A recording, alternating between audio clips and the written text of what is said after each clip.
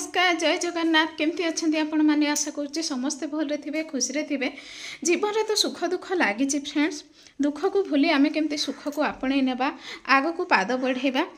So friends मु गोटे video देखली तो जेकोसी वीडियो भी मत ऑड लगे मु तो आपण मान को सब किछि जणाए से वीडियो भी शेयर करी। तो प्रथम वीडियो स्टार्ट करने पूर्व आपण मान को क्षमा मागी नौ जदि वीडियो रे कौन भी भूल हो मत क्षमा करदे।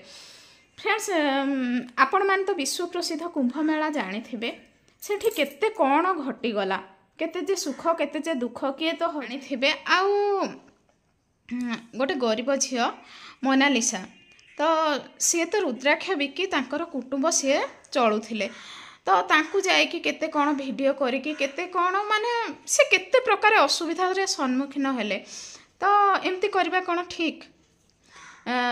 सी कौन कहले निजे वीडियो आपण मानकु देबी से जेबेठू एमती वीडियो रे वायरल हेइछंती से दिन ठू पर तांकर ना रुद्राक्ष बिक्री होची ना केही तांकु टंकाटे दउछंती। दादी क्या बोलना चाहोगे? ओगी से माफी मांग रहा है कि गरीब लोग इधर आए पेट के लिए। बिल्कुल हमको एक धेला कमाने नहीं दिया, लड़कियों को घर भेजने के लिए पैसे मांग रहे 30,000 गाड़ी। बिल्कुल अभी जैसे ट्रेन में जाएगी तो दिक्कत होगी कहाँ से लाऊं? ये वीडियो वाले पीछे पड़ गए। जे जाउची तांको सेल्फी उठाउछंती तापरे तांकु विभिन्न कथा पचार कि तुम आखि एमती केमती है तुमर माने तांको ना केते कौन माने पूरा परिश्रम से हो जाइछंती तांको बापा तांको माने पूरा घुड़े की नहीं कि आ गोटे जगह रे छाड़ी है जिसमें एक शख्स मोनालिसा को खींचते हुए बाबा के पंडाल में लेकर जाता दिख रहा है।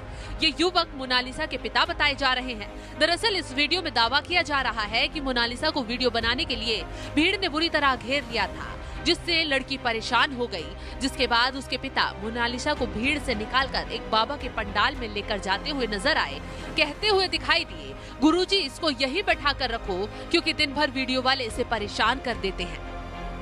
गुरुजी इसको अंदर बिठा के रखो 5 मिनट परेशान होंगे सेमती करबा मत आदौ ठीक लगुनि कहीं सेमती करुँच। फ्रेंड देखो आउ जड़े बाबा तो गोटे कंटारे शयन करछंती से बाबा केते निरीह केते सरल से भगवान को सब किछि समर्पण करिकी से माने जे भी तांको दर्शन करिकी तांको पाद छुईकी कि 5 टका कि 10 टका एमती पकई देकी तो जाउछंती से तो काहार किछि क्षति करना कि से काहाकू भी मागु ना जे मते दियो मते एतिकी टंका दियो कि मते सेतिकी दियो से तो काहे कहूछु आ जोटा कि ऑड लागुछि सेटा कहूछु। जेहेतु फ्रेंड्स आमे छोटो यूट्यूबर पछे हो सोशल मीडिया रे जोड़ी हेकी रहिछु आ जो जिनसटा खराब सेटा खराब ही कहबे ना जे भी हुअंतु।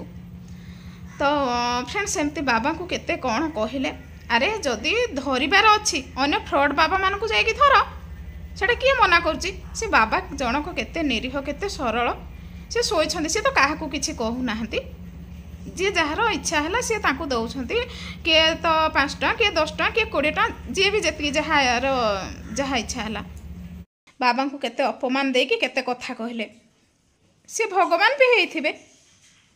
देखंतु मुनि ऋषि जे भी हुअंतु से तांको अपमान देबाटा आग भाबिबो तापर जाय जहा किछि कहबो ला मु मो कथा कुहे जे कि स्वयं नारायण सी परा मुनि ऋषि को डरंती तांकर अभिशाप को डरंती एमान तो असहाय से मान केते माने सेमती भी करिकि तांको कुटुंब से पुसुछंती तांकर देह रे भी बळ नाही देखिले माने आखिरु लुह झरी पडुची बाबा को दुनिया रे आ किछि माने कोन मु किछि भी भाबी पारुनी हैला।